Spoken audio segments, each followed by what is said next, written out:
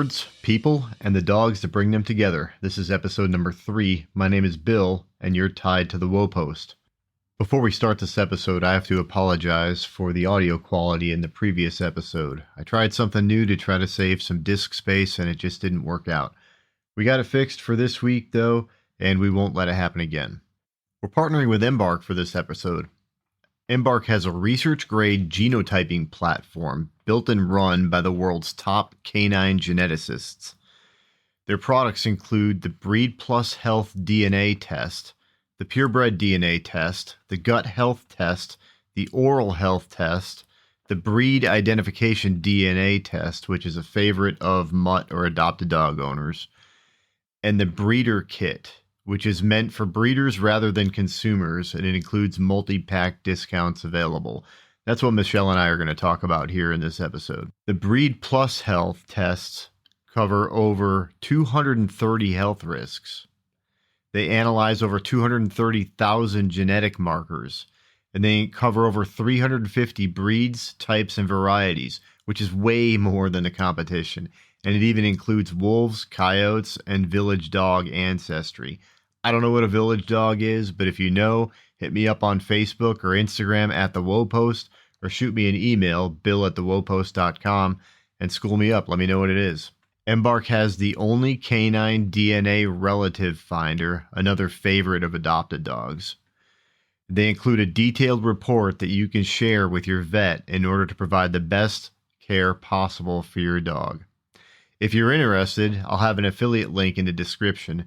It gives me a small payment and helps to build the show and maybe improve the audio quality. Another way you can help the show is to become a patron at patreon.com/thewoepost. I have one $3 tier on there, and every dollar from a partner or a patron goes directly into improving the quality of the show. Today we're talking to Michelle Wilbers, co-owner of Brush Dale Kennel in Maquoketa, Iowa. Brush Dale is the producer of the finest small Munsterlanders available, or at least I think so, because that's where I got Skeet from. Michelle, how you doing? Pretty good. Awesome. Thanks for being here. I appreciate the invitation. Great. So with every podcast, we like to start off with a lightning round of some 3 icebreaker questions. So get ready and you can just answer the first thing that comes to your mind, okay? That could be dangerous. Well, I hope not. It's got to be G-rated. Okay. What is your favorite dog training book? Oh my gosh. I honestly do not have a favorite. I have so many different ones for different things. Sure. Depends on what we're working on. Not only that, but things that I thought were favorites in the past, I've sort of moved on, grown. Oh, really? Changed. That's interesting. And actually, so when I was talking with Dave Stover last week, he made a comment about just some outdated training techniques. And really, we were talking about a dog that he has in the kennel, a client dog, right, that he has in the kennel right now.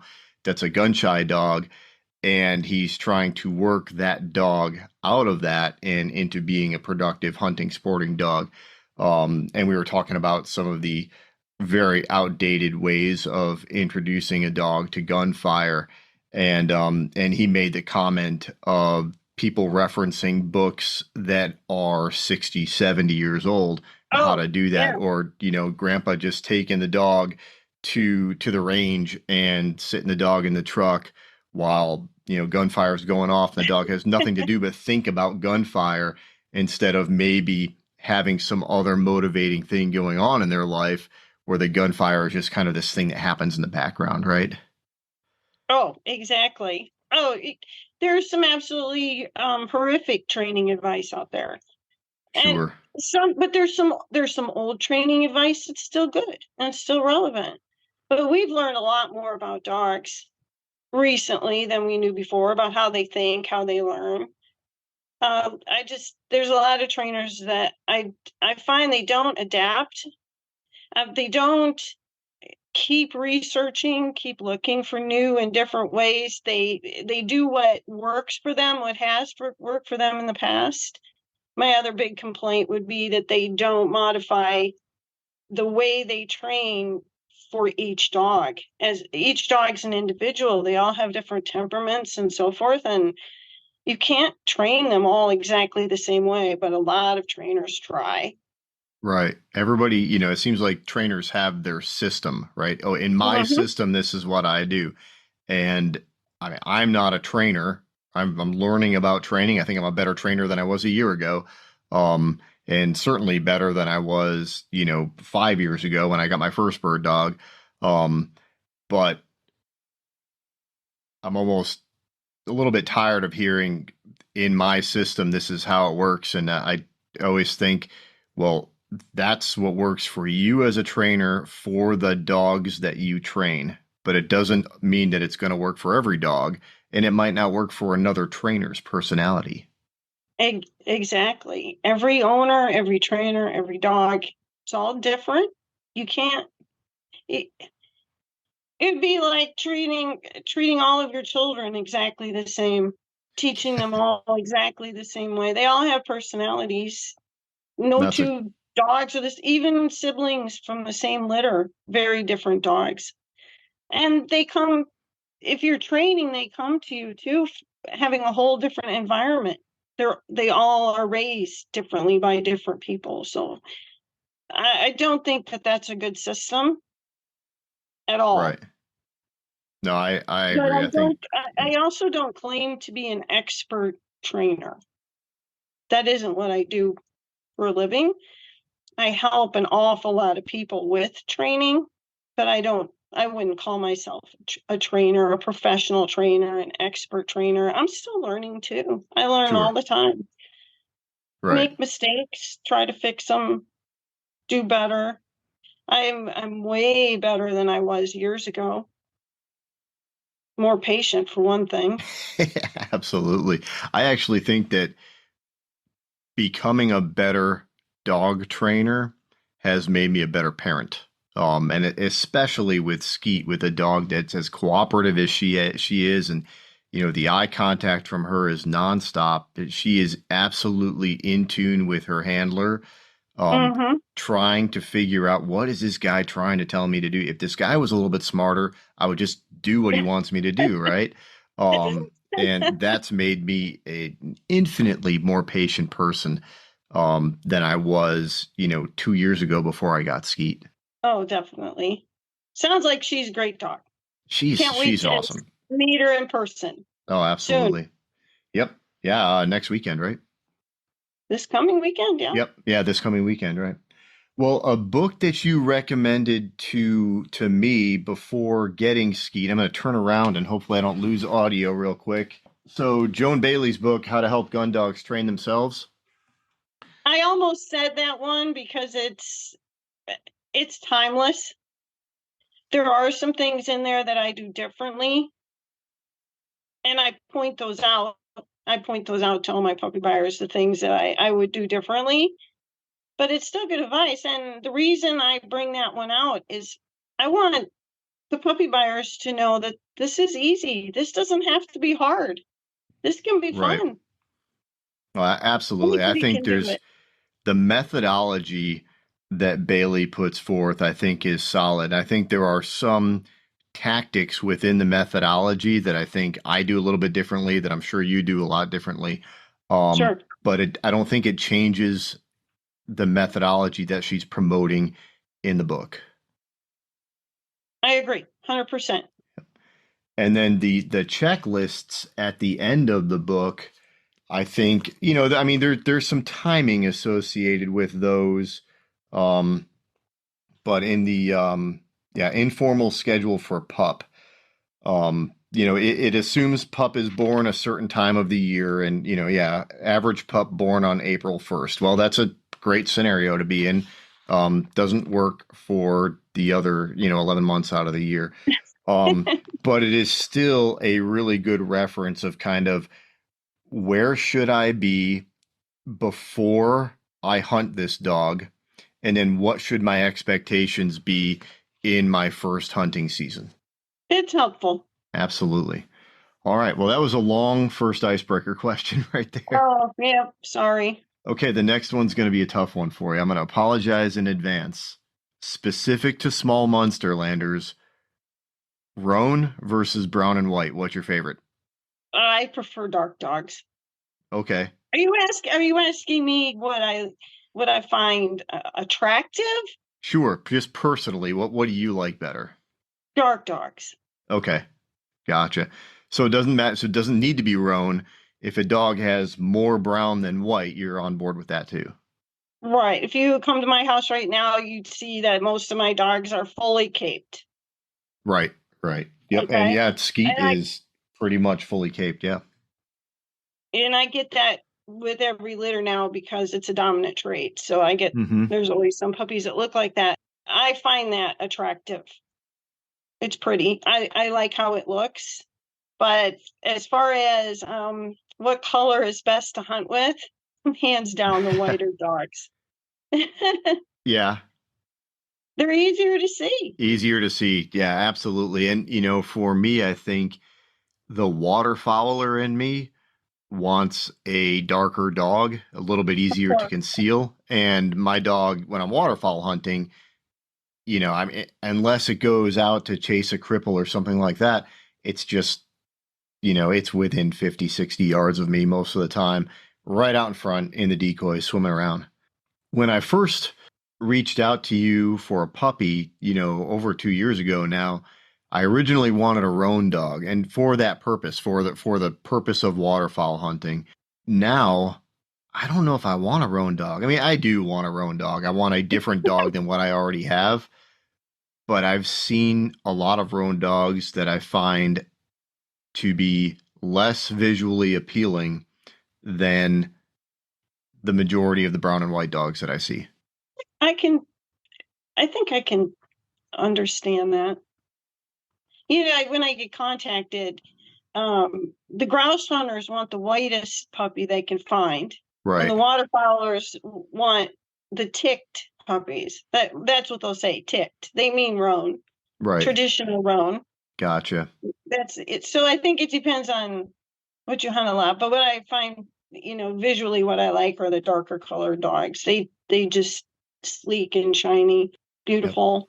But I'm not that fussy, honestly. And the truth is, the very last thing you should consider in choosing a puppy is what color it is. That's the last thing you should worry about. I think, yeah, I mean, and I absolutely know what you're saying there as far as, the health of the puppy, the pedigree of the puppy, what the puppy that you should be getting out of that should match, the handler, the owner, the hunter. A very small part of that is appearance. You should never choose a puppy that you think is ugly. So Okay. that's where I was going with that was Okay. that's where I was And going to say, if you don't I like your think dog, then I think that's right in my emails too, but never pick one that you think is ugly because you'll never that dog could be the smartest, most talented, most wonderful, best temperament dog in the entire planet. But if you think it's ugly, that dog has no chance of being your once in a lifetime dog. right. Just doesn't because we're human. We like things better that we find attractive. Yep. Yep. Okay, we are on So the same sheet of paper there. so don't pick a dog you find is ugly, but otherwise, as long as you think it's at least somewhat cute, you'll be fine. Sure. And there are other things that are more important, right? Exactly. Yep. Far more important. Right. Okay, last question. And I know you don't get a whole lot of time to get out and hunt, but if you could pick only one animal to hunt for the rest of your life, what would it be? You mean bird wise? It has to be Is that what you're specific. You talking about? can't you can't just say upland birds. That's not fair, right? The So prey? Are you talking about the prey? yes. Okay, pheasants for sure. Oh, all right. So that's 2 weeks in a row we got pheasants. Why do you say pheasants? Well, for me, they're bigger and easier to shoot. I'm a terrible shot. I I just I just think they're fascinating. Their behavior, they're tricky. They're fun. They're a lot of fun. They're beautiful, absolutely beautiful birds. There's nothing prettier than a big, colorful rooster with a long tail. Can't can't beat it. You just can't beat it. No, So, I agree. I mean, they are the prettiest of the upland birds. I, some would argue that's a subjective opinion. It's hard to argue that to me, though. I what else has the managed colors? What else has the colors? nothing, Nothing. right? Nothing. Right. Oh, there's iridescent blues and purples, and I Mhm. mean they're just greens. There's every color in there. They're just beautiful birds. Yep. Yep. I agree. And I managed to get a wild Indiana pheasant last year. Didn't get an Indiana pheasant this year. Um, I mean, getting an Indiana pheasant it's almost like, killing a bull elk with a bow in Colorado or something. It's just not the Sir, easiest thing to do. There aren't a lot of wild there pheasants aren't here. any. No, No. and access to the few that are here is not always easy. Um, so 2 seasons ago, I managed to get one. This year, I hunted wild pheasants in Indiana twice. And I think I only got one shot off over the 2 days. And I mean, it was, I would have felt guilty if it was a goose shooting that far. It would have been, you know, sky Oh, blasting or whatever. It was just a shot in the dark and obviously missed. Um, that same bird, my buddy Dave he managed to get it, but it flew right oh, past him. So, good for him. It was nice, a big, big rooster too. nice. But All okay. those hours for your dog and nothing. Well, no, no, no. So yes for Indiana. Um, but we hunted North Dakota, Wisconsin, a little bit of South Dakota, Pennsylvania, of course, here in Indiana. Yeah, we hunted 5 states. So, and we're gonna head out to the Munster Fun Hunt for the last day. So we'll get some of the put and take birds out at your place. That'll be probably our last hunt of the 23-24 season. Well, it's going to get real warm real soon. So, Right, right. And honestly, we've already gotten to the point where we're really not focused on hunting anymore, and we've kind of rewound the training clock a little bit and getting back to basics in some things. I mean, I'm working steadiness in the yard right now, just really just woe training. In the yard, reintroducing some of the discipline that I probably let both of the dogs get away with or lapse a little bit on over the hunting season. everyone does So, that. yep, Hunting and testing and training, all two different things, yep, you know. absolutely. Yep. All right. Well, you survived the lightning round. Congratulations. Thank you. All right. So, can you tell us a little bit about Brush Dale Kennel? Well, we're located in far eastern Iowa on my family farm from my mom's side, and fourth generation here. The farm in total is 540 acres. 200 of that is timber. We have a natural trout stream, Brush Creek, that flows through the meadows. A lot of people want to know where the name comes from, Brush Dale. So the Okay. brush comes from Brush Creek, which is the trout stream that runs through the middle of the property. Right. And the dale comes on the far south end of the property is an old metal stagecoach bridge that's called the Fountain Dale Bridge. Oh, no kidding. No kidding. Well, that's So pretty that's cool. that's where what Brush Dale comes. We also have a marker on the farm. Iowa's first governor's home was here on the property. I think you showed me that when I was there, didn't you? I don't know. It's you really can't read it anymore. It's just square piece of rock, basically, Right, that they had right. some carvings on. When I was a kid, I used to, take the crayons and the paper out and see if I couldn't try to make out exactly what it said. But That's just pretty one of funny. those That's little, cool. that's how long this place has been here, long time. I didn't know you grew up on the property. I did not. My dad is a banker. Oh, I grew up in okay. town. We moved out here about 15 years ago. Help my parents are aging. They moved here when my dad retired. So Okay. nope, nobody, they did not farm the property. My dad took it out of farming and put everything back to nature, trying to put everything back the way it was originally. The creeks.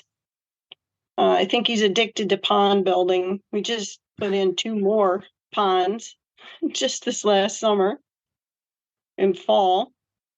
Wow. That was actually a dream of mine. Where this is, I had this big dream of this awesome marsh type pond for dogs, of course, for utility work, duck search training. 5 years ago, when I brought it up, I got the big no. We are not spending that kind of money for dog training. And then last year, he took me out in the Bobcat and said, "I have a surprise for you. So we're gonna do your project." He didn't do just my project. He made it twice as big as what I had wanted. So it's not just one now; it's 2 gigantic ponds, about 4.5, 5 acres worth That's of awesome. That's pond. perfect for duck search too. I had them build 2 islands in Right. my duck search pond. Yeah, it's Yep. going to be great when it gets full of water and we get all the new plantings in there. I can hardly wait. That's awesome. Yep, That's got to but be pretty exciting. it's nonstop, one project after another, fixing, changing, making things better, nicer, kind of never ends. It's a little paradise for us, and Oh, hopefully we can keep it this way. it's a beautiful property. I know when we walked around it, it's not your typical hunting preserve that's just flat, rectangular fields with No, some, mixed cover and some no hedgerows strips. separating fields or anything like that. I mean, yours is it's about as wild as it gets, and it's, beautiful, rolling hills and everything. And I remember the pond. I know both dogs loved the pond because it was a little warm the day we were walking around. Um, but yeah, I mean, just an awesome property. I remember you were talking about being able to sit on one of the hills, on one of the hilltops, and watch the pheasant hunters go, Yeah, hunt with their dogs, watch the dogs quarter, point and flush birds. it's fun to see what the pheasants do too. You can often see the pheasants scoot behind and down the path. They are sneaky. I tell you what. So when they hunt, we only have 3 fields. Primarily, it's one 200-acre field that we have split in half. So when people are out there, they're out in 100 acres. We have to send people out with little maps now because I get phone calls from people out there turned around and can't find their way back to the buildings, and I try to describe where the birds were released so they didn't completely hunt in the wrong area. And they would get all turned around and they'd spend 2 hours out there hunting where we didn't put any birds, Oh, wow. and come back with nothing. So now everybody leaves with a map with X's on it where the birds were released, which is kind of crazy for a hunting preserve, but it's what we have to do. I've never been lost on a preserve before, but I could see potentially, if you're not paying attention, getting turned around on your property because there is enough micro terrain that if you're not willing to hike up to one of the hilltops and look around, if you're down on the low ground, you could probably get turned around, I think. Yep, you get over the hill. You can't see the buildings. You can't see the silo. You have no idea which way to go. Exactly. Yeah. No, it it just got to the point where we have to do something about this. People hunting in the wrong place, people calling me from the field that they don't know how to get back to the barn. So they have a map now. You almost need a bunch of those little pavilions with the area maps on it with the little X that says you are here. Exactly. We put benches out too. I did see some of the benches. I bet some of the people use them. Yes, they do. I bet they don't tell you that they use them, but I bet they do. I needed a bench. You got to have some place to sit down when you need to adjust your boots and so forth. I don't want to sit on the ground in the snow, in the cold. Nope. Sure. Do you guys still have snow there right now? No. Although under the trees, there is still some piles of snow. When we were out today, the dogs were eating it because they were thirsty. Yep.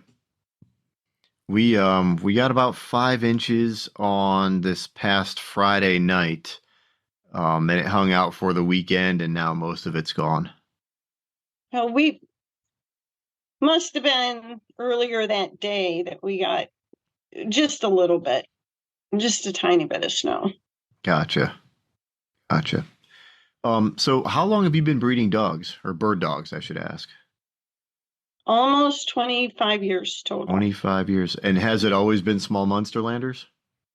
No, the first dogs I ever bred were German short-haired pointers. Okay. Short hairs. And what Actually, made you... the first thing I ever bred were Persian cats.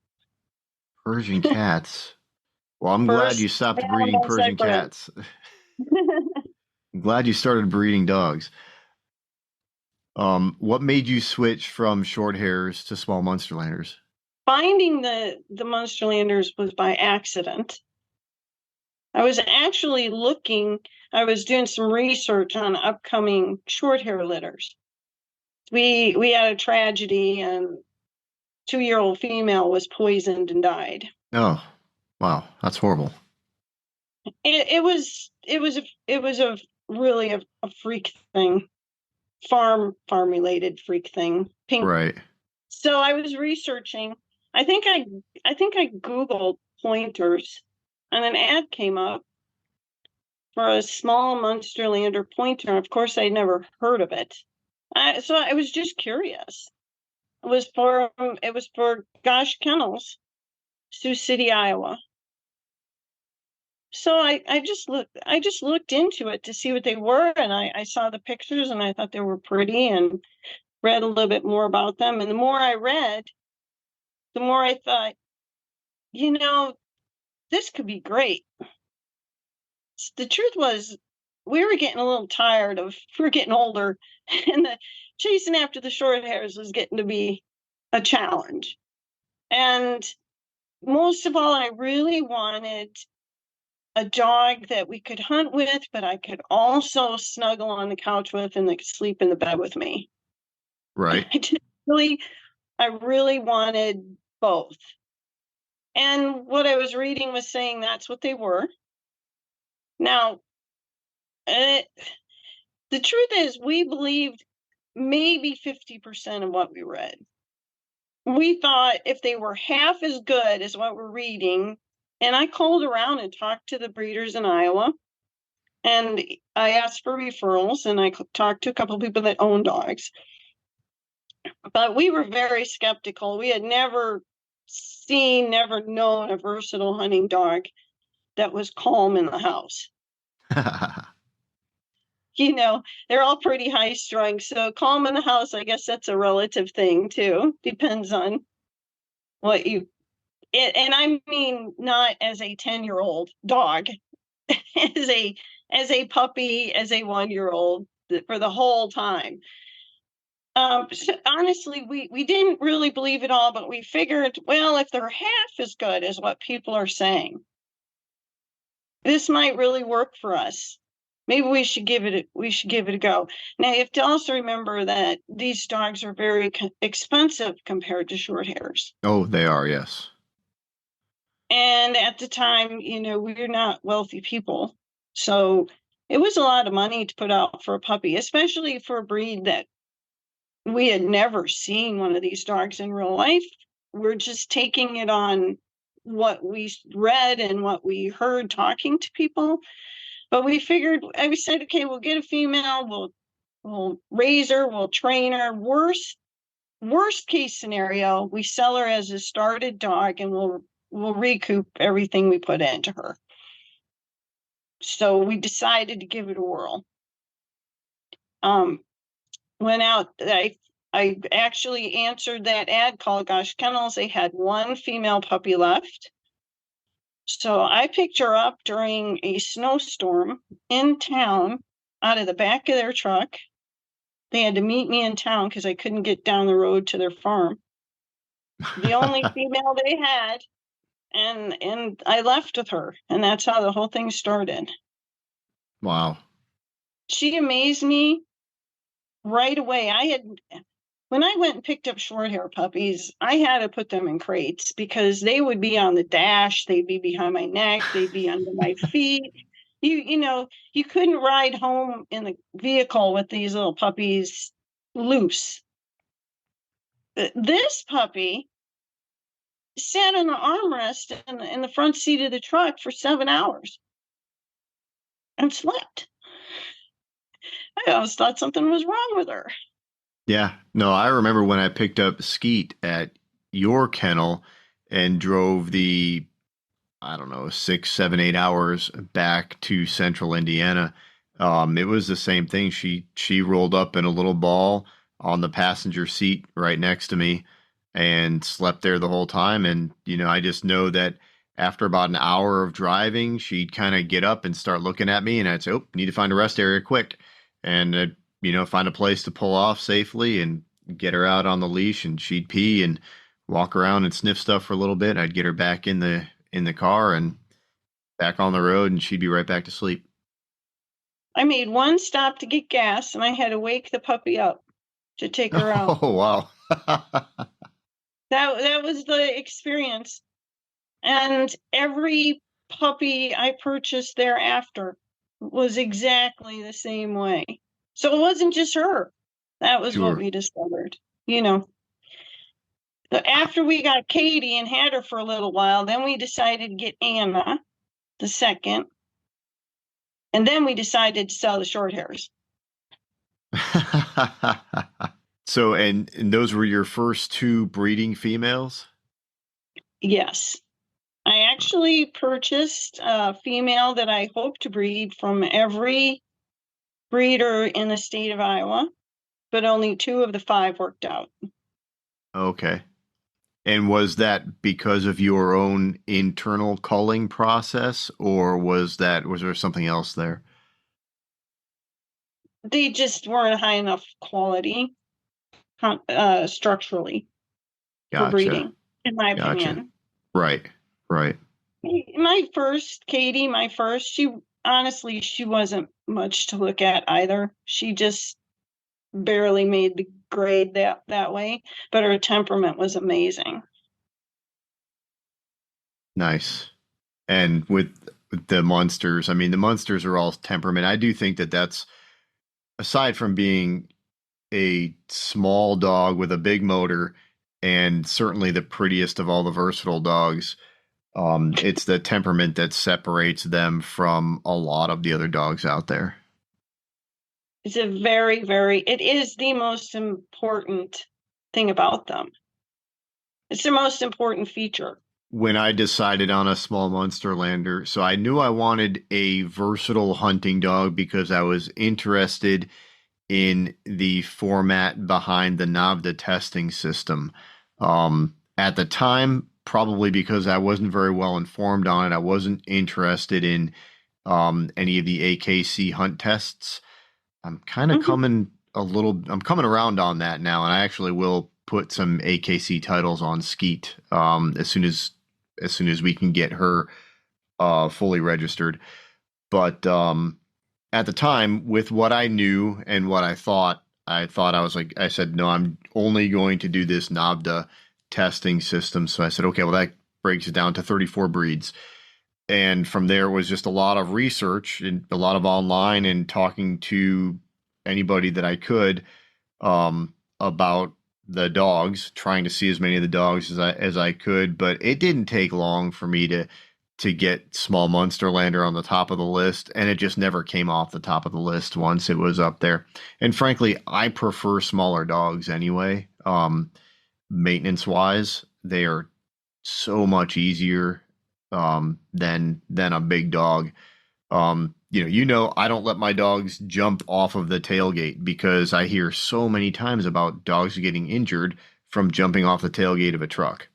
These dogs will tear through the woods, tear through the fields, jumping over logs, over, under, and through all sorts of obstacles, and not get injured. But jumping off of a truck tailgate, they hurt themselves. So I always say, all right, I'm just going to take my dog off the tailgate. They can jump back up, but I don't want to lift a 70 or 80 pound dog off the tailgate if I don't have to. If I can lift a 45-pound dog off the tailgate, I'm fine with that.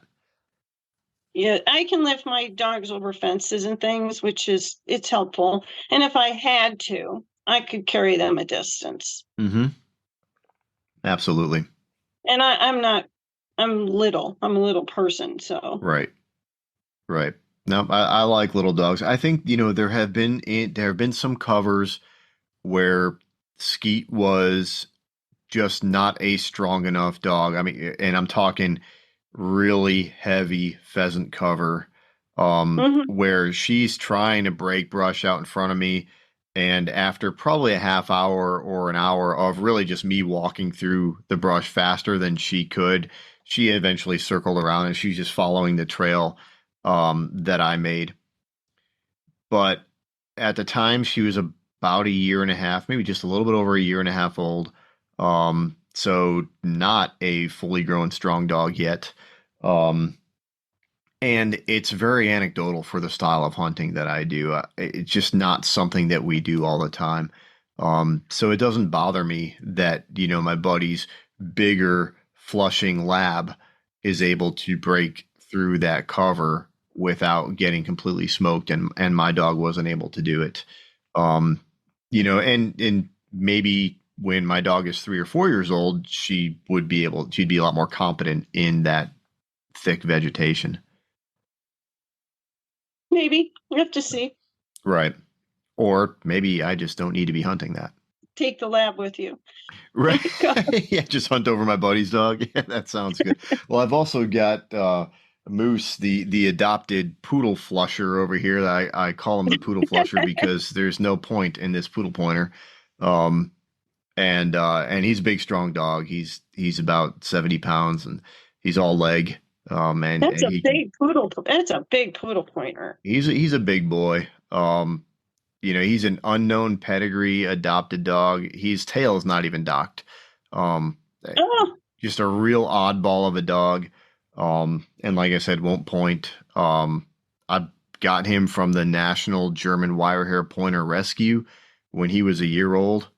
I'm not gonna get into the whole process behind this dog because that's a podcast in and of itself. It's at least an hour-long story of everything that we had to help this dog work through. But where he is now, treating him as a flusher or as a retriever, he's the perfect dog for that. Then that's what he should do. Exactly. Nothing wrong with that at all. Nope. And he's my buddy, and he's Skeet's buddy too. They're curled up together on the floor down to my right over here, just racked out. Puppy I was out with today was a poodle pointer. Right on. I've seen a lot of great poodle pointers.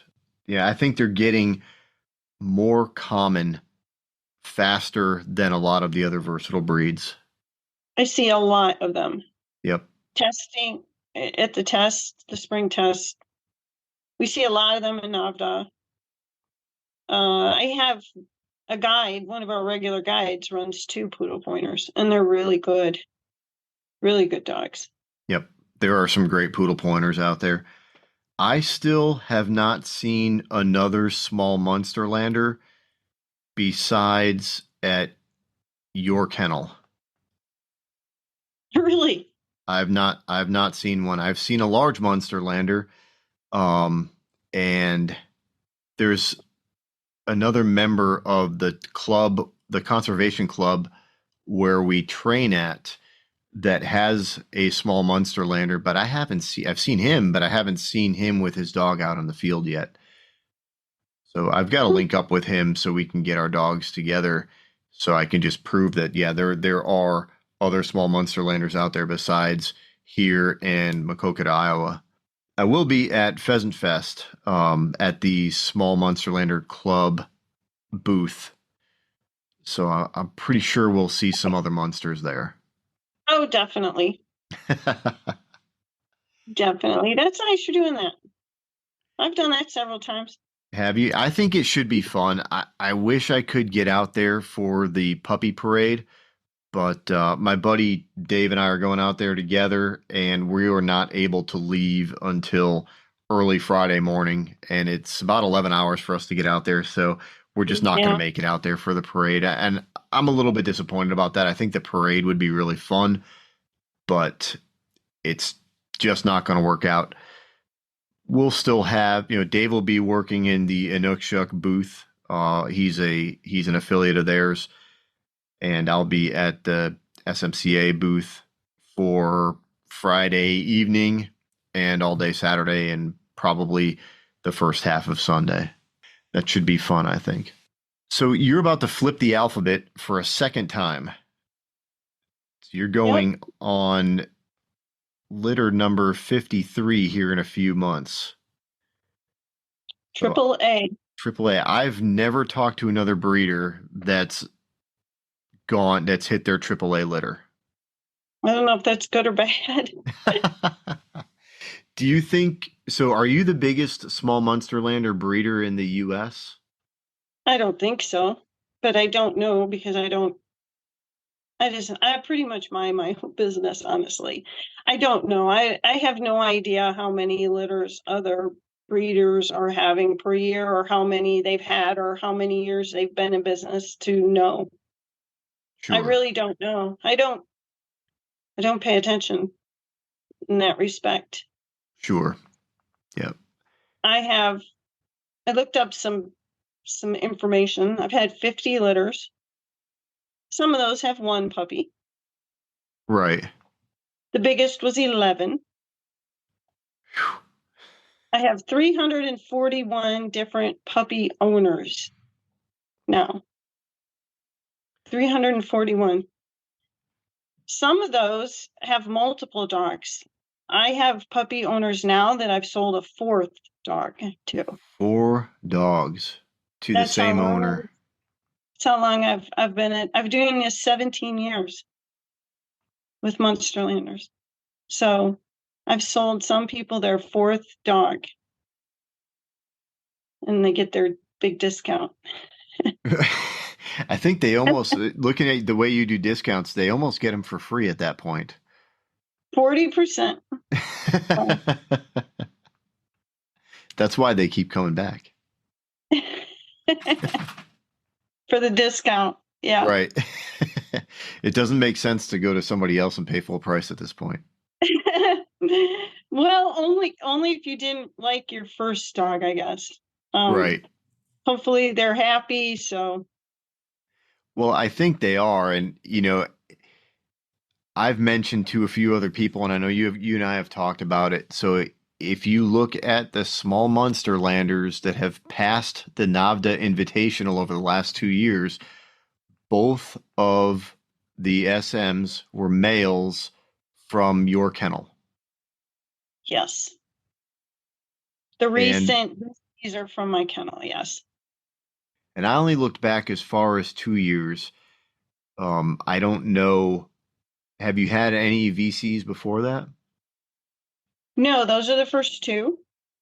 Jackson's going to run this year. Right. Tito got his VC last year. Tito and Jackson are full brothers from the same litter. Okay. So I think I'll have the first brother VCs for small Munsterlanders. Is Jackson owned? Provided he passes. Right. Well, and it's the invitational, so you never know what could happen. I mean, there are a lot of variables there. And I think just going to the Invitational, though, is pretty respectable. The amount of work that it takes to get there. Frankly, I Oh, think having a absolutely. UT prize one dog is pretty darn respectable. Any UT prize is fantastic work. Exactly. So hopefully I'm not jinxing it for Jason. This will be his second run at it, and usually it takes twice. Most don't pass the first try, their first invitational run. And he feels really good about it. So his dog's very capable. So I have every reason to believe that I will have brother VCs here at the end of the year. But knock And on wood. Jackson is my dog's sire, right? Yes. Yes. So I'm pulling for him too because I would love to have that VC one generation back on Skeet's pedigree. Absolutely. So we'll be cheering from Very him. nice dog. We'll be cheering from Central Indiana here. Actually, I may go out to the Invitational this year just to volunteer and to observe. I'm very interested in seeing number one, the interaction between the handler and the dog, because that's a very high level of training and a very high level of cooperation to get there. So I really want to see that. And frankly, I just really want to see how the test is run. Definitely go. It's in Iowa for sure. Is it? Mm-hmm. I think that's a trip I'm going to have to schedule. How many of your small Munsterlanders do you have in your kennel now? I have 7 dogs at home right now. 7, and these because I know And you had a another male that you're getting ready to breed to one of your females. Is that right? well, there's a little male from the XX litter here. Is that what you mean? Maybe that's what I was thinking of. I know you have a dog that is supposed to, it's somebody else's dog or is supposed to go to somebody It's else. Jason. Okay, Jason, the owner of your dogs, of Jackson, Right. Jason Munson. Okay, I repeated QQ for XX. Okay. QQ's your dogs. I Right. repeated. Okay. Jason kept a puppy. So he has the pick male from this litter, the Sure. XX litter. Okay. And that dog's name is Jet, and he's at my house right now Gotcha. for the week. Okay. He's 10 weeks old. So at the moment, I sleep with 8 dogs. Oh my goodness. And I know, believe me, I know how crazy that sounds. It even to me, I take pictures of it. It's so crazy. It is like the bed, instead of blankets, it is a blanket of Munsterlanders. They just completely cover the thing. And Mark and I have a little sliver along the edges, you know. I bet you never get cold though, do you?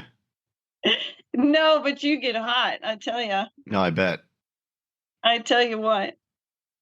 I No, can't I can't sit on the floor if we're watching television as a family. I can't sit on the floor for long because Skeet will be over and she'll cuddle. And I love to cuddle with her and everything, but I have to keep it in small doses. And I'll send her to her place after she gets some loving from dad. I haven't been able to sit on the floor of my house for a very long time. It would be a swarm if I sit on the floor. It's more love than one person can possibly handle, and they're very competitive about it too. So Oh they all want to yes. be the closest, and they all want to be in my face, and yeah. So we don't sit on the floor anymore. Too many, Sure. and a lot of the dogs are young now. So the oldest is Katie. She's 10. She's spayed. Hmm. We tried to put her in a retirement home. It didn't take. She didn't like. She had never been alone. So the first time they left the house and she was alone there, she went kind of nuts and tried to claw her way out the back door. Oh, wow. So she returned home, Sure. and she's just going to stay here with us. Right. That sounds like the best place for her. She needs to be around all the other dogs. Yeah, she had a horrible thing go wrong with her last litter, and she almost died. She went septic and nearly died. She was Ooh, very, very sick. The vet didn't think she'd live, but I pulled her through that one. sure. Oh, I think good. she's all quite, she never sort of seemed quite right after that. I don't know how to describe it, like mentally. And she's very attached to me. So she just needs to stay here. She's as happy as she can be here, I think. Sounds I like the don't best think place for her. I don't think she'll be happy anywhere else. And um, then the next oldest would be Grace, who is 7. But a lot of these dogs are young. I'm going to run 2 dogs natural ability. The 2 youngest are 4 months old and 8 months old. So I'll run those 2. Then we have the one that's going to the show. She's 16 months old. We have a 2-year-old. Anyway, they're mostly young. Sure, yeah, you've got a lot of young blood in the kennel then. Right. I lost Hazel just a few days before her 4th birthday, and it sort of messed things up as far as having the 4 breeding dogs. So Right. I've only had 3 for this whole year, and we'll only have 3 for 2 years instead of 4. Oh, wow. You have to, you constantly have to bring new dogs into the kennel and raise them up.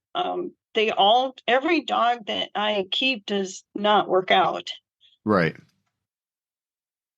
So you have to keep bringing them in and raising them up to a certain point before you know whether they're going to be permanent or not.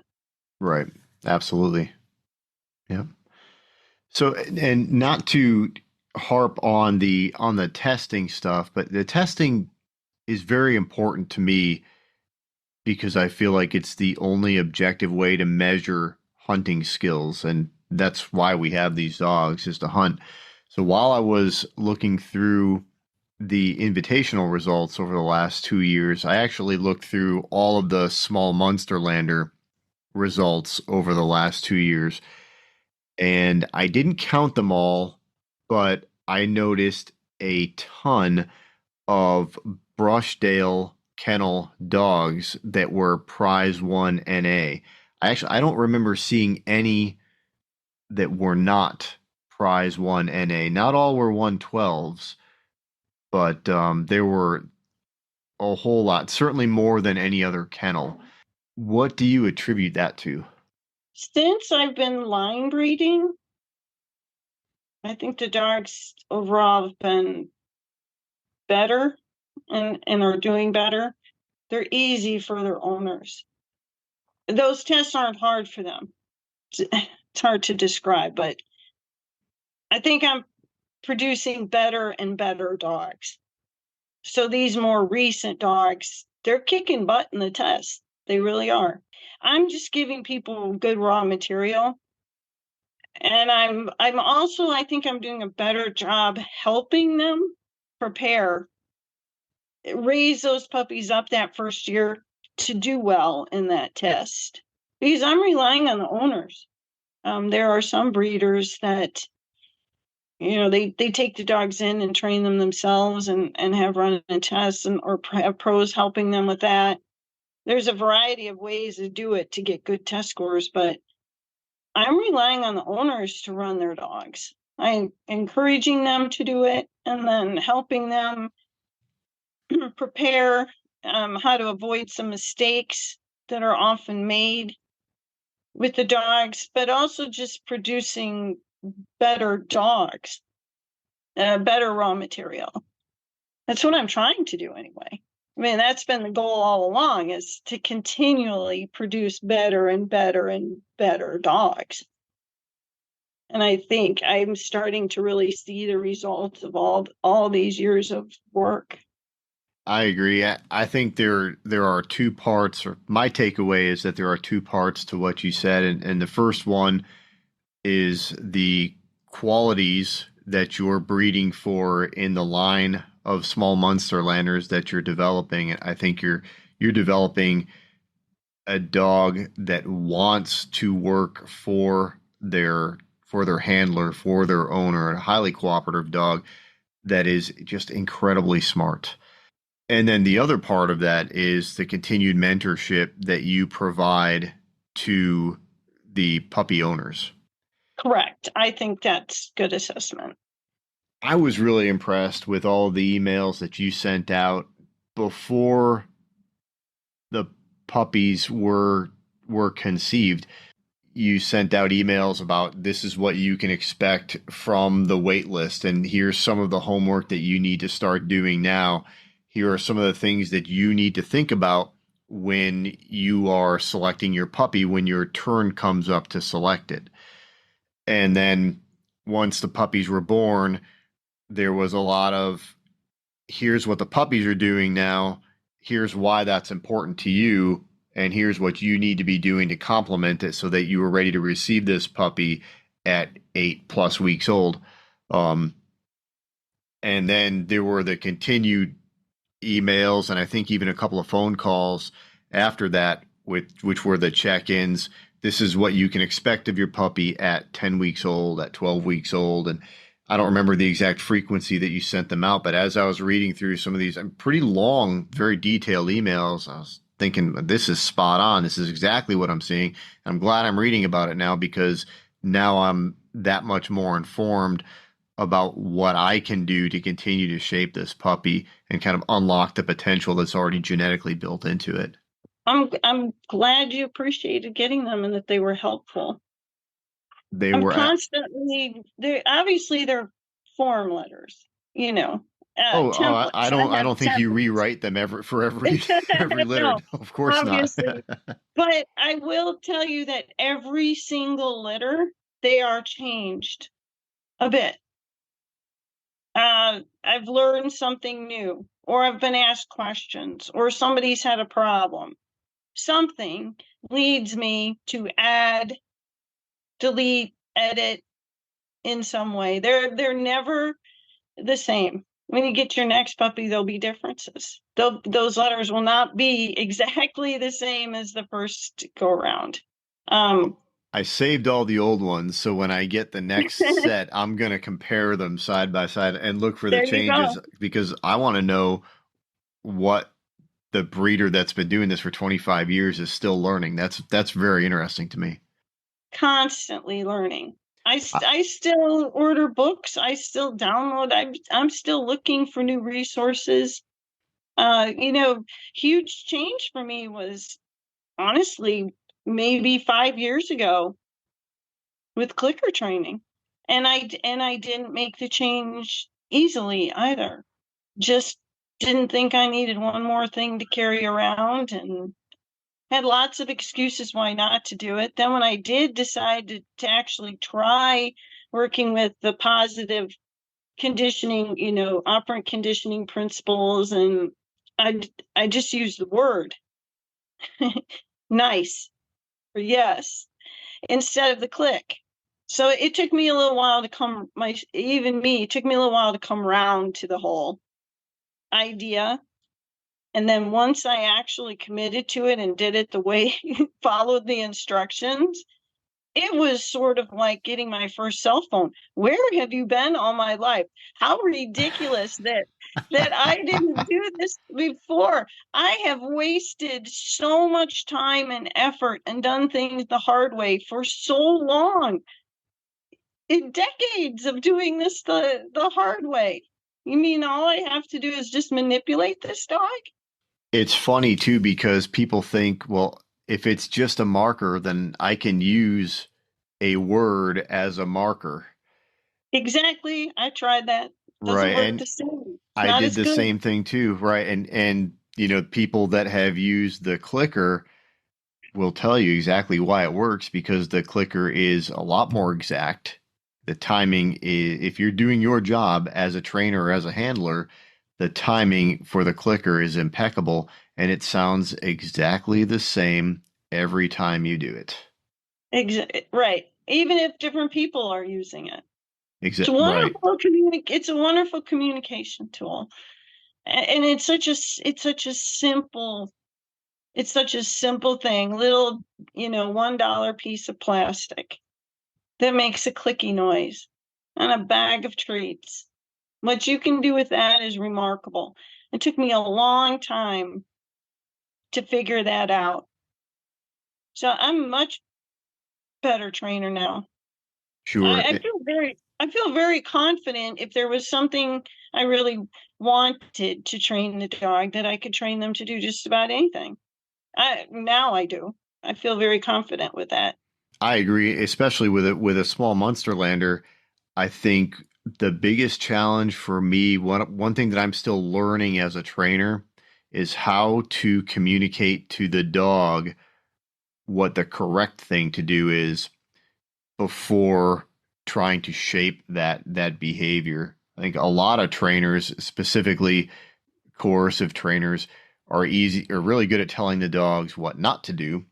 And Correct. eventually, Yes. by way of deduction, the dog will figure out the right thing to do by learning, well, that wasn't right. A wasn't right and B wasn't right, so C must be right.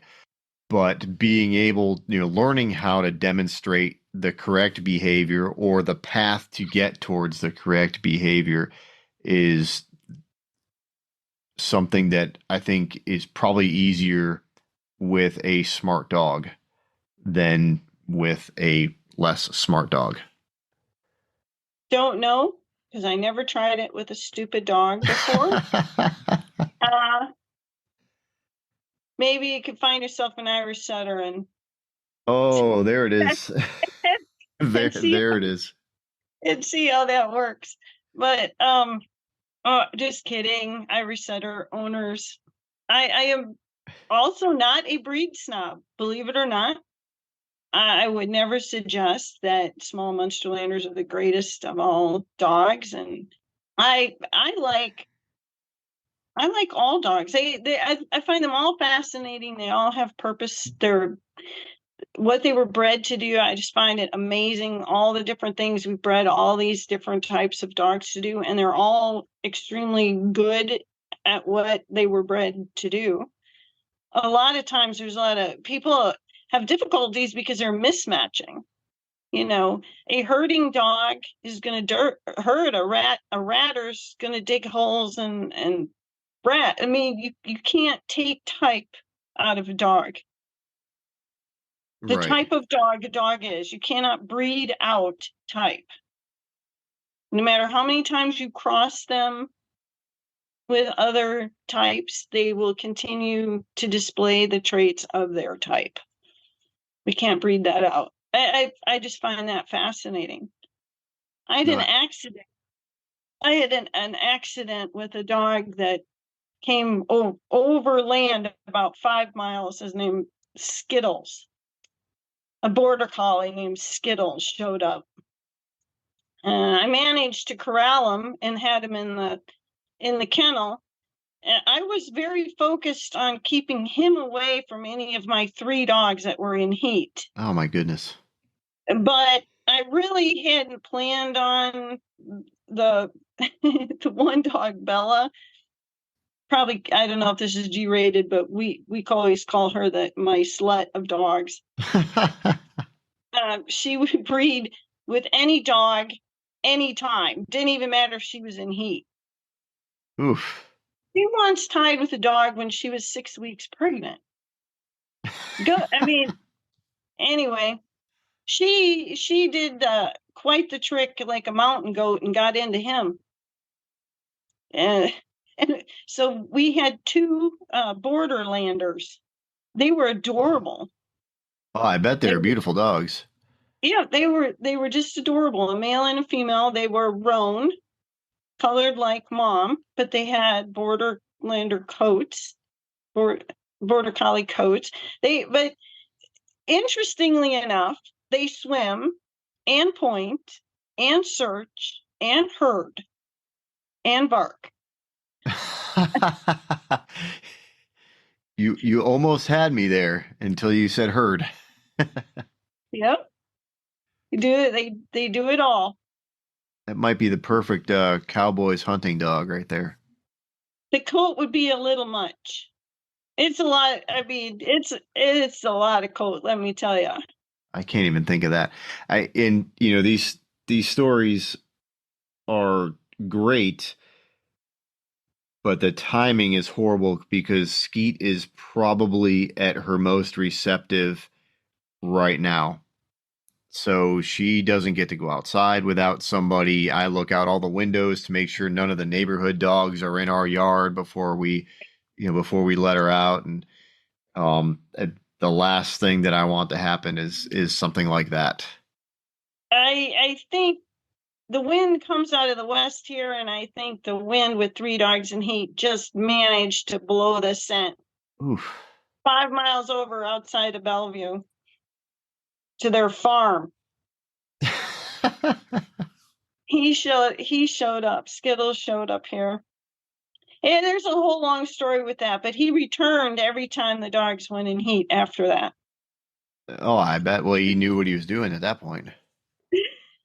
And he was very ill-mannered. He was very hard to catch, so you'd have to use one of the dogs in heat as bait to get him locked up because he wouldn't come when he was called. And it ended up his owner got so upset about this whole ordeal that he was neutered. And we haven't seen Skittles since. But Well, I got a lot of really nice bottles of wine and some other I'm sorry gifts for Skittles showing up.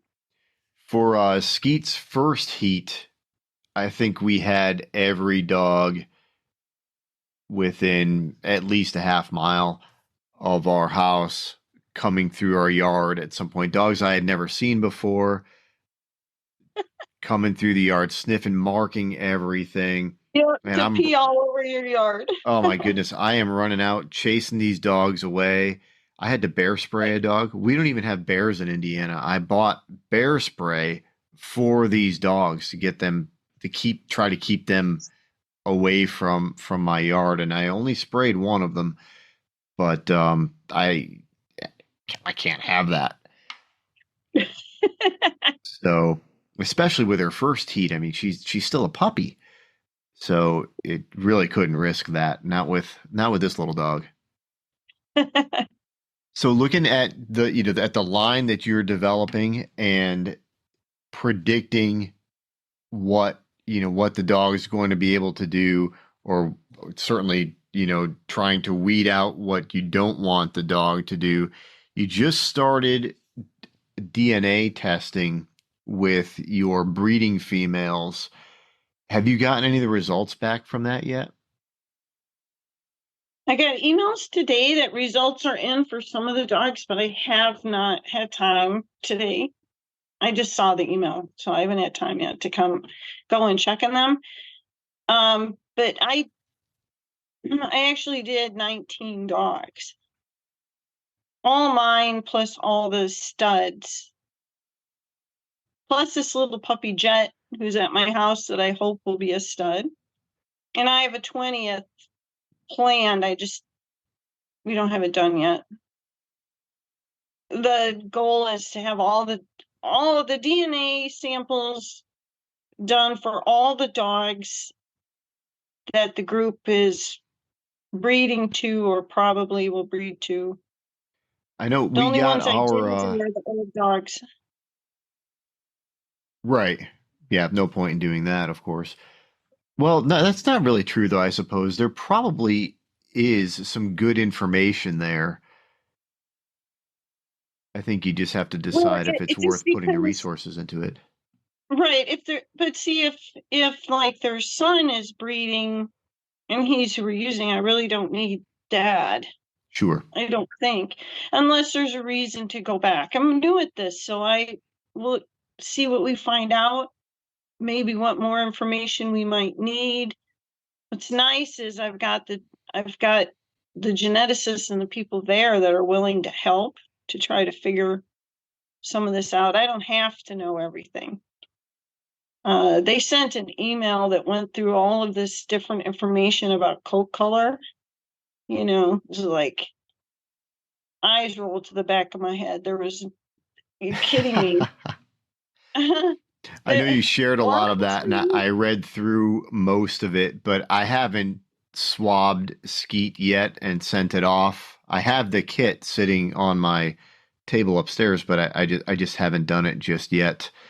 I need to go ahead and do it and send that in because I'm interested in what Embark provides to us. I know that the service that they're offering right now, I don't think anybody else is doing it to that level of detail. no, they are the only ones that do COI, coefficient of inbreeding, Right. Which which is is important when you're line breeding, right? right, very important, which is really why I went there to begin with. But they offer a lot more. And the more I read, the more things I can imagine that may end up being very helpful. Um, Even something as simple as, okay, if you look back at the history of our dogs, you'll see several dogs I selected from litters and then ultimately rehomed because they didn't get big enough. Okay. They didn't meet the size requirement. Well, one of the things I could swab a young puppy, one of the things they test for is adult size. Right. Okay. I mean, it would, instead of having to wait and see how, big they get, I could potentially know that much, much sooner. Maybe they could, maybe I wouldn't even select that puppy. I swab that puppy as, tiny and send it off. So that's one of the just, a simple little thing size wise. But there's the other thing that the health, we have a very, very healthy breed, but I think we could use this to maintain health. What if we identify something that has snuck in, crept into the breed before it starts getting spread around to the point that we start having puppies and we can see problems to the point where then we're trying to play catch up. What if we can just head that off? Sure. And Not I breed the think dog at all, I you read know? somewhere too that of the few health problems that we have, some of them we don't even understand what the genetic markers are for those negative health traits. So I think having more tested dogs is going to give us more information, and the geneticists are going to be able to figure out what those genetic markers look like. Exactly, more data. They ask for help. There's Right. I don't know if you went in and looked in the account, but there's a whole lot of questionnaires that they ask to get more data for the dogs they have samples for. The more information they get, the better they're going to get at predicting, analyzing, and predicting. So participating in that, I think it's good all around. It can't hurt. No, I agree. It can't hurt, and I think it's the responsible thing for a breeder to do anyway. If the science and technology is there, then I think we should use it. Let the doctors help and mentor us through that process. And then what it does is it gives our customers, our prospective puppy buyers, a peace of mind in that I've done as much homework as I possibly could to provide you with the best puppy that I could possibly give you. Healthiest, exactly. There's Healthiest, right? a lot of things we can't control. Things are going to go wrong. Things are going to happen. Puppies are going to get sick. It's just the way it is.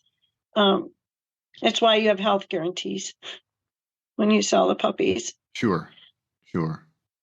I can see a lot of different potential uses for this in the future, but mostly I want accurate COIs. Going by pedigree alone, the pedigree database, these are just flawed human beings, lots and lots of different people typing in lots and lots of information over many years. A lot of this information is Europe. So they're in Europe. There's big gaps, there's holes, there's errors. One of my own dogs is in the database and her name's misspelled. A misspelling might not sound like it's a big deal, but it is, because the information's only as good as the data, and one apostrophe out of place, one extra space, one letter off, and it's a whole different dog as far as the database is concerned.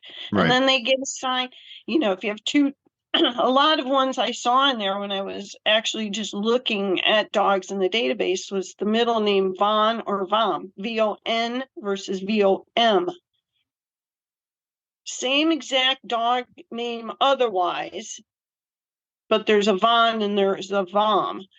Is it the same dog or is it two different dogs? And then it will have different progeny assigned to each one. Should they all be combined, or are they really two different dogs? I don't know. There's nobody alive today who does know. So there's things like that. And the other thing about just using pedigrees is that when we're relying on pedigrees, you're assuming that, okay, here's your dog and its two parents give 50% each genetically, 50-50, and then each grandparent is 25, 25, 25, 25, and each great-grandparent is 12.5, and so on and so forth. But that isn't actually how it works. Right, but we would never know that if we're just looking at the paper. That's all we can see if we're just looking at the pedigree, right? When we're calculating COI, we're calculating it on those hard percentages as if that's actual facts. But every puppy in the litter actually has a different combination of genes from their ancestors. It's not probable, but it is possible for a puppy to have 0 genes from one of 4 grandparents, as an example. So if you're just calculating COI on straight percentages across the board, you could be off wildly on a given dog on exactly what genes they have from their ancestors. So using the DNA is going to give us exact numbers on far more than the 10 generations that we normally use for calculating COI. And in those 10 generations, we have holes and we have errors and so forth. So I think this is a much better way of doing it. It's not cheap, but it's also not expensive. This is something that's affordable. It can be done. And it's worth enough to me that I am having 20 dogs tested right off the bat. And I'll keep adding and adding and adding. I'm also hoping we maybe can identify the Unclaus markings genes. I have those in my line. That would be interesting. Right. I've already spoken with Embark. They can't do, we don't have enough dogs. We're not a big enough breed, so to speak, to have something, custom done. But I'm just anxious to see, because they already do a lot of stuff with color for the genes.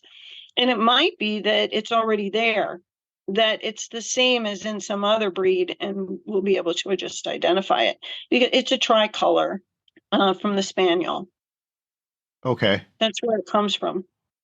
That's where the roan comes from? No. Do you know what Unclaus markings are? No, I don't. It's extremely rare. Most people have never seen a dog in real life that has them.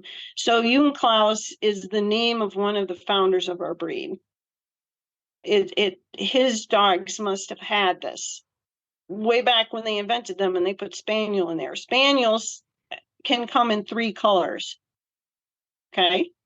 Spaniels. Yep. Tricolors. Munsterlanders are traditionally a combination of brown and white. Right. But occasionally they're born with these tan markings on their Okay. legs. And if you look in the breed standard, you'll see it specified there. The Yes. tan markings on the head, the legs, the tail, the ears, and so forth. That's where the tricolor gene that comes from the original spaniel in the breed. But it's now become so rare, it's practically non-existent. You rarely see it. And Sure. I have Yeah. those. I have those genes in my dogs, and I produce puppies that have markings. And I think it would Oh be wow. interesting if we can identify the puppies that have those that carry recessively. It's just thoughts that I have. Your dog's father Mm-hmm. carries. Okay. There was a puppy in your dog's litter with markings, and there was a puppy in this second litter with markings as well. Oh wow. So she has a good chance of carrying because he would pass 50% on. And the mom also carried. So both of her parents are carriers. Is that Claire and Jackson both Right. carry recessive genes for Junklaus markings. So there's a pretty good chance that your dog also carries the genes for those markings. Yeah. No, I'm thinking if I'm trying to remember my ninth grade biology, whatever it was, I think that puts it at a 75% chance that Skeet carries those genes. That's correct. I got it right. I feel great about that. So It's interesting. that is really interesting. And another, a cool thing about this, one of the things that I had planned on asking you when I wrote these notes out was that, so Skeet will be bred sometime late July, early August, assuming that she conforms well in this test this coming weekend. And I still have to get her hips x-rayed. I'm pretty confident she'll do well in both of those. The show will be I already know that from when she was a puppy.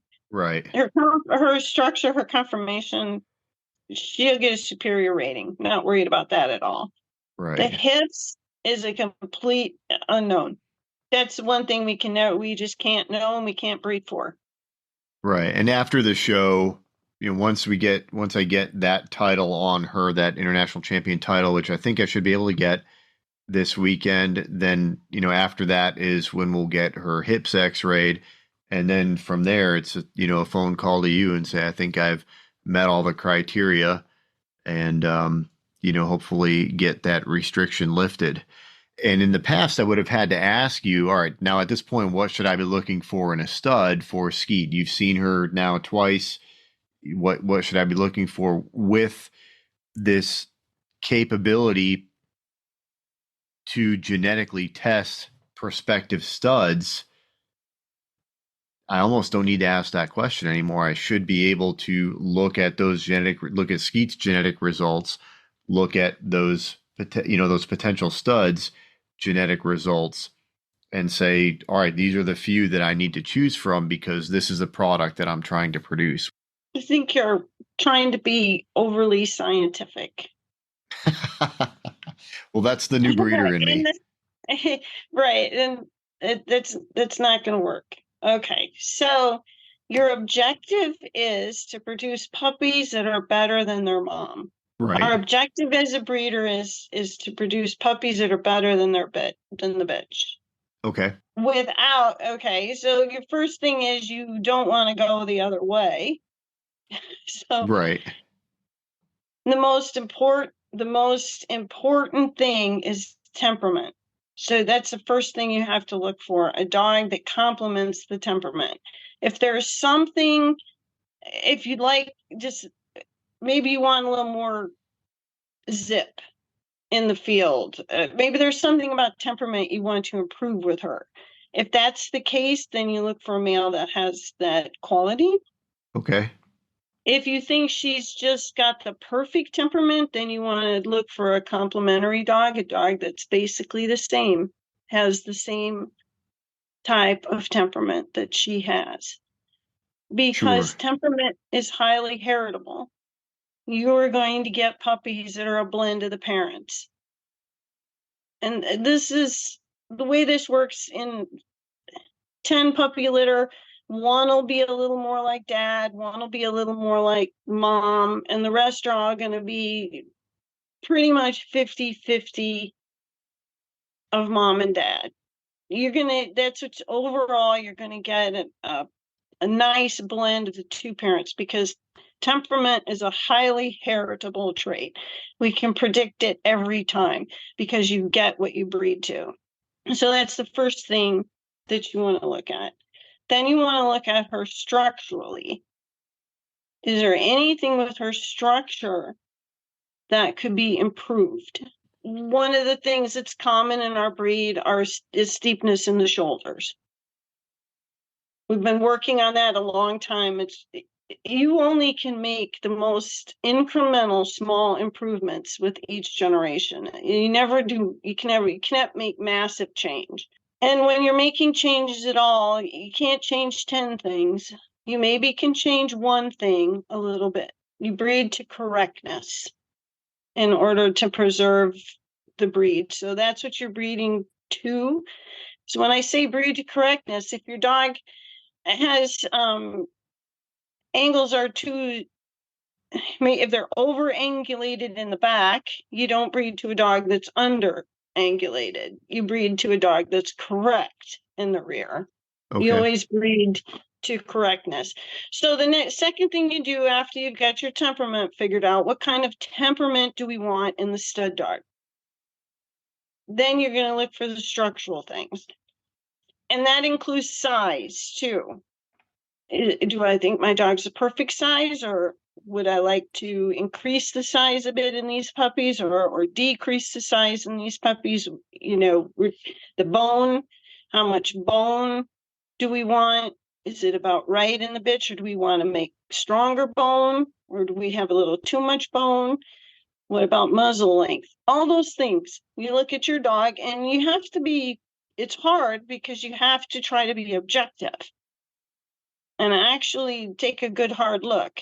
And all of the there are no perfect dogs. They all have imperfections. So you look at those imperfections and then you rank them. And probably the only thing you're going to get to fix is one thing, would be the most structurally significant. You were talking about jumping off the back of a truck earlier. The reason the dogs get hurt jumping off the back of the truck is because they're too steep in the shoulders. They don't have enough angulation in their shoulders, so they lack shock absorption when they come down on the front. And then not enough shock absorption, just beating on them over and over and over again. Mm-hmm. Eventually, as dogs get older, they lose muscle mass, and the muscles can't compensate for the structural deficiency, and then they break down. Then they get hurt. It's a common thing in our breed to be too steep in the shoulders. So I just taking a wild guess, that might be something you can improve, but it's very hard to find a male with more angulation than the female you have. You might end up having about the same. But those are the kind of things you look at. You're not going to be able to, make massive changes or improvements. It's just incremental. It takes decades. Oh, absolutely. If you saw what Katie looked like, that's what I started with. I mean, wasn't much. Each generation, you can make a little bit better and better. You breed your dog, you produce a puppy that's a little bit better than she is, and you keep that puppy. And then you breed that puppy and you do the same thing. If you've done it right, eventually you have a dog that's substantially better than your first one was. And temperament is what gives you, that's the key to everything with all of your hunting ability and everything else. That's all temperament based. All dogs have approximately the same olfactory capability. There isn't such thing as a dog with a bad nose, so to speak, or a good nose. They all can smell about the same. Those are other traits that we breed into the dog. Persistence. And they have to care about what they're smelling, right? Right. That will not be a problem because that's part of type. We can't change type. Nope. You can't take the hunt out of these dogs. It's like you can't take the fur drive out of these dogs. No, there's plenty of fur drive in a small Munsterlander. I am seeing that every day. She's only now just getting old enough to turn into a real true fur driven little killer. I haven't, obviously, because I'm a bird hunter. I don't do a lot of fur hunting, but she's brought me a few possums. I've got Hmm. video of her crawling into a log to where I couldn't see her anymore for her to get a possum and bring it out to me.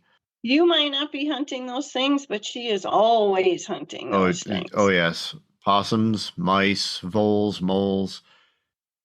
She hasn't. You know what? I'm not even going to say anything about the stinky ones because my poodle pointer picked one up last spring, right before turkey season, and it was long after turkey season before he stopped smelling like a skunk. So I'm not going to jinx that with Skeet. We got a skunk about 3 days ago. Two. I'll tell you what. I'll give you a tip. The greatest product ever invented for skunk is that stuff called poof. I didn't Have you try seen that. it? Have you seen it advertised? I don't know that I have. No. It's new. It's expensive. I'll tell you. It's called poof. It's sort of like nature's miracle. So The, you could eat it. Okay. I don't know So if I want to, but no, but it's harmless, is what I'm saying. okay. Um, I got some of that for some of the other stinky stuff that they do. Pee mostly, but Yeah. puppy stuff. There's a lot of messy stuff. Anyway, I bought some of that spray, and for the this was the first time we've used it on the dogs for skunk. Unbelievably great stuff. Wow. Well, I wrote it down, so I'm definitely I took that note when That's a tip for all your viewers right there. right. That's worth weight in gold for something that will take out skunk smell. It's going to be Poof. valuable for somebody because when Moose got into that skunk and he ran by me with the skunk in his mouth, we tried Nature's Miracle, we tried Scout's Honor, we tried the combination of Dawn dish detergent and a little bit of peroxide and a little bit of baking soda, and I don't Oh remember yeah, the recipe. what the combination was. None of it worked. That dog slept out in the garage for several days. I would not bring him in the house. I washed him over and over and over again with all that stuff, following any recipe or set of instructions that I could find anywhere on the internet. So there probably will be another time, and Poof is on the list.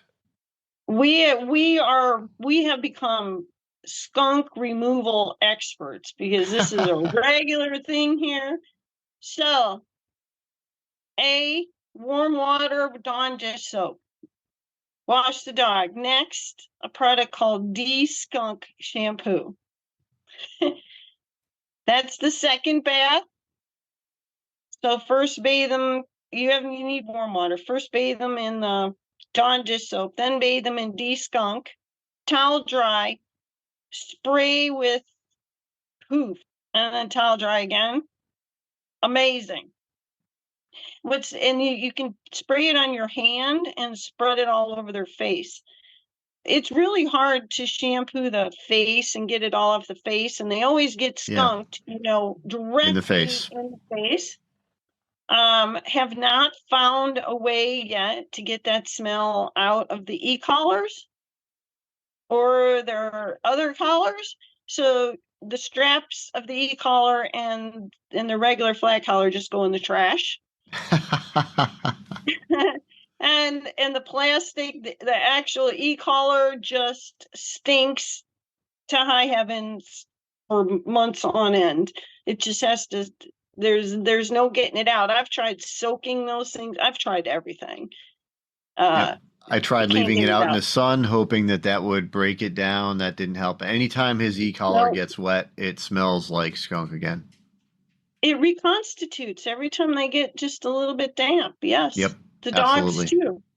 Yeah. Yep. So that's my one good tip for the day is that poof stuff. Well, I wrote it down and I will have that in the description so people can reference that.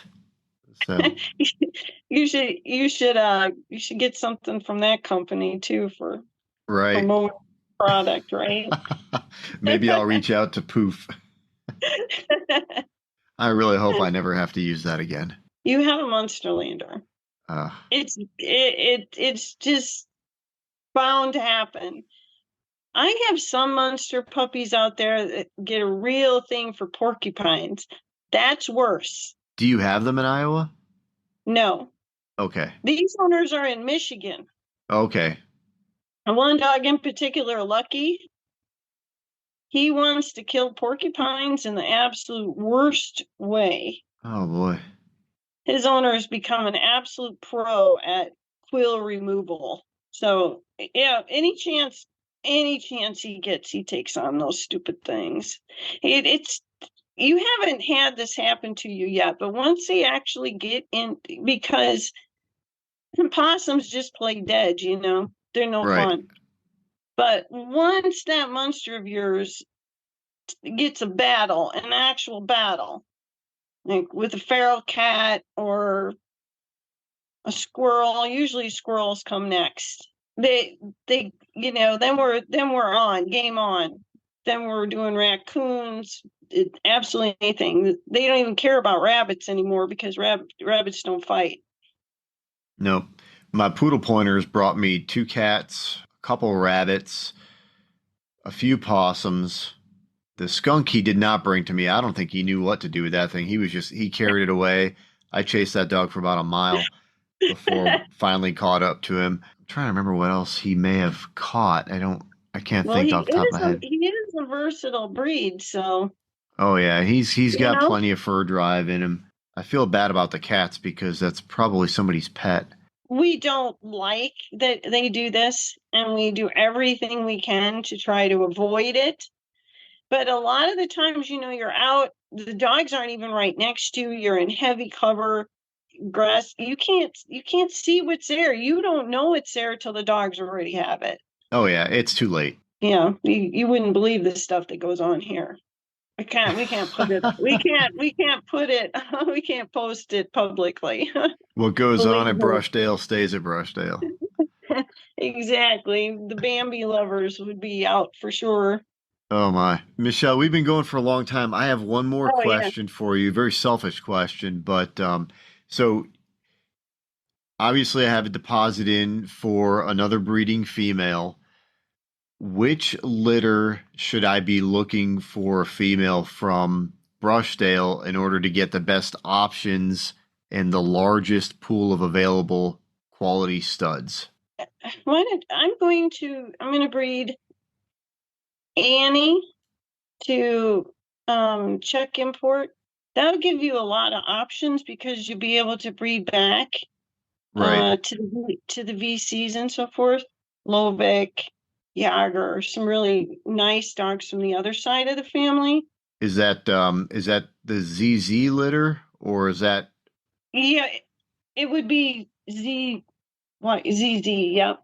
I know I had originally I'm also gonna make sure a couple of those males from that litter get directed towards the breeding pool. So I probably imported 20 male Munsterlanders, if not more, over the years.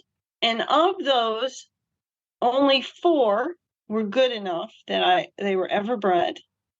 And of those 4, only 2 were truly exceptional dogs.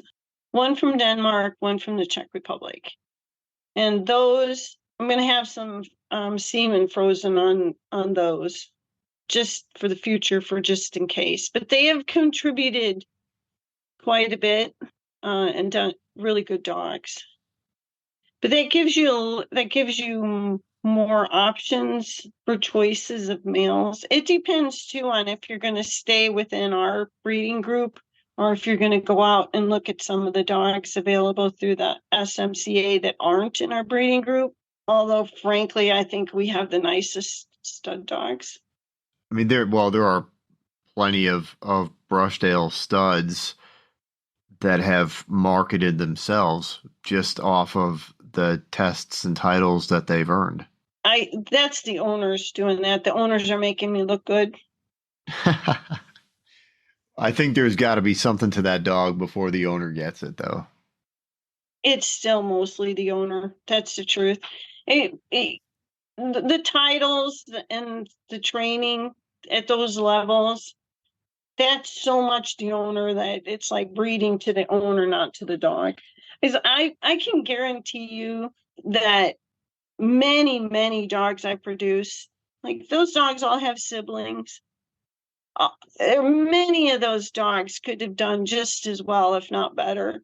They just don't have the right owners to take them there. They don't have the time, the money, the inclination. It's just not their thing, you know? The owners are making me look good. The owners are doing these things with these dogs. Titles and so forth and test scores, they do have a place in the evaluation. They're a factor, but they aren't the factor. They're just one small piece of the puzzle. I think overall, just that a lot of the dogs are going out and testing in NA and are doing very well is probably more indicative than the few that achieve the high level testing. Right. Do you think, well, NA is more of the dog and the more advanced tests are more of the trainer? Yes, Yeah, that's I would, the I would truth. agree with that. What you gain as a breeder from using the dogs that have tested at the higher level is marketing. It's good for marketing your puppies. As far as choosing a sire for other reasons, it's a very small part. It really doesn't play into it. I use dogs all the time in breeding that don't have titles and big test scores, but I know the dogs. I know where they came from, and they're going to produce. I know what they're going to produce. That's what's important. It's what you're producing with them. Yager has a full brother named Buddy. I mean, you don't know these dogs, but No. he has a full brother. Buddy is a much better conformed dog structurally. Equally as nice temperament. Everything else equally is great, but he doesn't have an owner it's even possible for her to do all this testing and so forth. Okay. But he is available as a stud dog. His genetics are fantastic. Awesome. Well, I wrote that one down too. Michelle, I really appreciate it. I've kept you on almost an hour Yeah. longer than I said I would. So, That's all right. Mark's the only one who's going to really complain. well, tell Mark I apologize.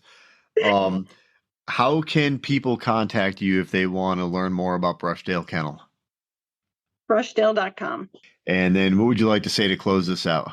I am very flattered that you asked me to do this. Thank you very much. And I really appreciate everything you're doing with your dog. You're a great owner. You make me look good. What can I say? Well, I appreciate it, and she makes it fun. She's a great dog, and one thing that we didn't tell people is that for the breeding females, at least out of your litters, you and your veterinarian pick the ones that you think should be breeders that are going to go to breeding homes. So, I mean, you and your vet picked a great dog for me, and I appreciate that. Excellent. All right. Well, Michelle, thanks very much.